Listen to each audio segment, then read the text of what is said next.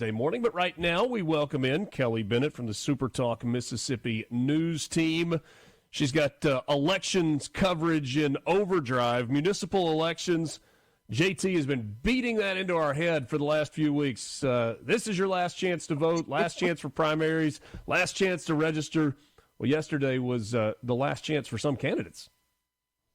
Yeah, it was. But, we've got runoffs in some cases. I think one of the big shockers was the Ocean Springs race where they booted out the incumbent, and Alderman at large Bobby Cox will become the new mayor, capturing 74% of the vote. It looks like they turned out a lot of the other races, the incumbents in the other races as well. So looks like Ocean Springs voters are really ready for some changes. Maybe they're growing a little too fast. Possibly. Yeah, interesting, because Ocean Springs is one of the absolutely vibrant communities in the state of Mississippi. People talk about the destination that it has become, but with growth like that, sometimes comes some growing pains. Yeah, and it looks like voters were ready to try something new. And then, of course, one of the big races of the night was the Jackson race, which I would also call a shocker because there were so many people in that race. So it was hard to say somebody had come out a clear winner, but really, Lumumba started. He took a slight lead in the beginning of the night, but then Senator John Horn took over. He had a commanding lead for the rest of the night.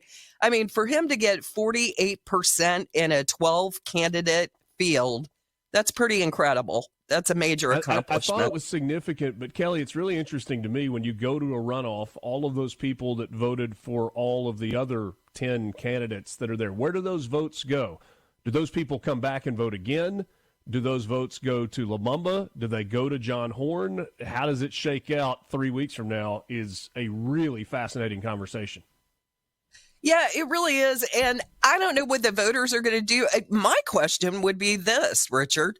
Are they even going to go vote next time? Yeah. Because voter turnout was pretty low. It's hard to get people out for these races.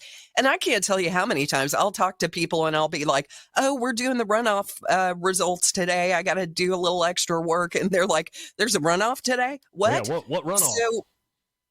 Well, the April 22nd runoff. I'm talking about in the future. No, I'm saying that's the question that they're saying to you. What runoff are you talking about? Exactly. But it was a long night. The results came in pretty quickly. Some of the bigger races, let's go to the coast. Biloxi incumbent Republican Mayor Andrew Fofo Gillich defeated challenger Jordan Golub with 84% of the votes. A lot of these elections, I'm really hoping I'm saying these names right. I don't know for sure. But anyway. I know you got Fofo right. Yeah, I definitely got Fofo right. It's a cute story about him. Do you know where he got that name from? Fofo? I don't think I do. His grandkids started calling him that, and and he just kind of kept it. So that's where that he went with Fofo. He'll face independent Andy Linville and a libertarian candidate in the general election. It's good to see some people coming in other parties. I like that. Yeah.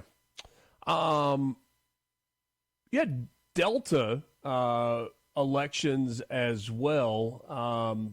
Billy Nowell had been the longtime mayor in Cleveland, did not run for re-election, and boy, the job that he has done in that Delta college town is phenomenal. The way that they've developed kind of that Main Street area in Cleveland with the Grammy Museum there and the Performing Arts Center. There's some big shoes to fill in place of Billy Nowell.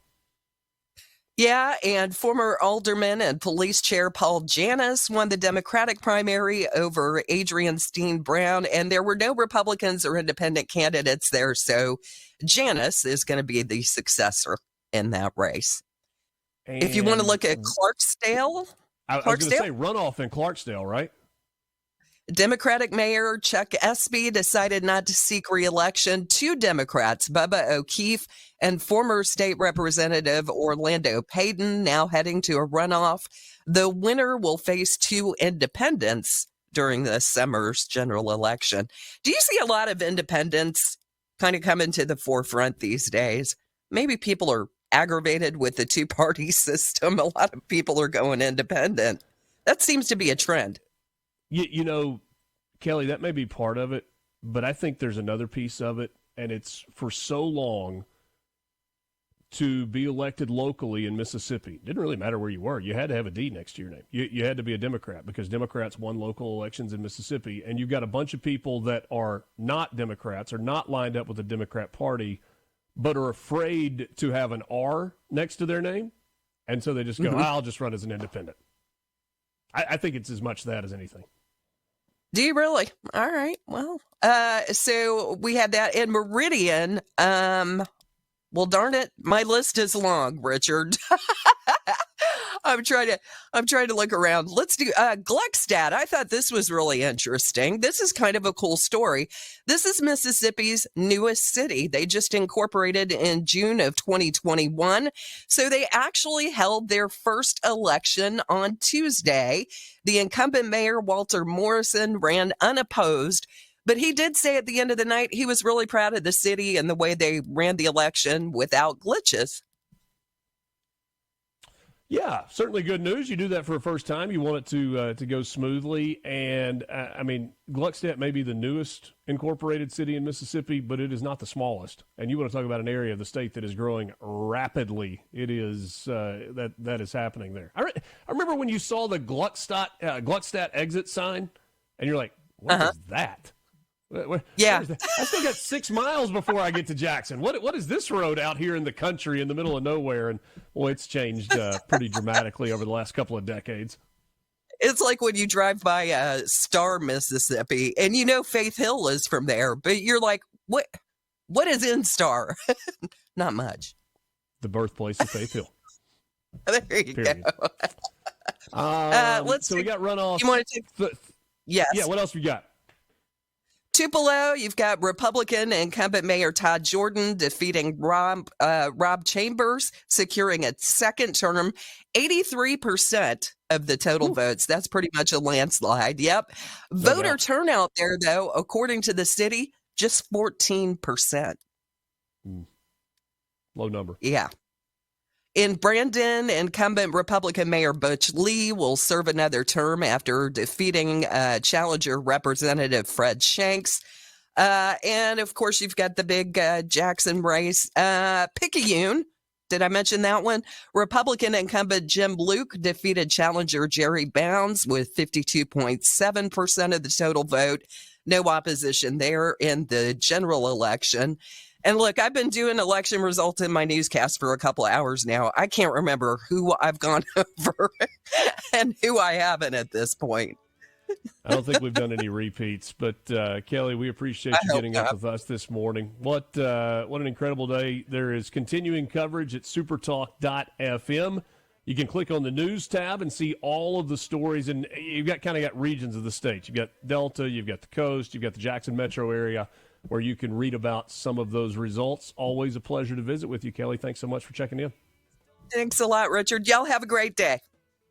Kelly Bennett from the SuperTalk Mississippi news team. Mornings with Richard Cross on SuperTalk Mississippi. Get to some of your messages and a little bit more, maybe a whole lot more when we come back with you on MRC.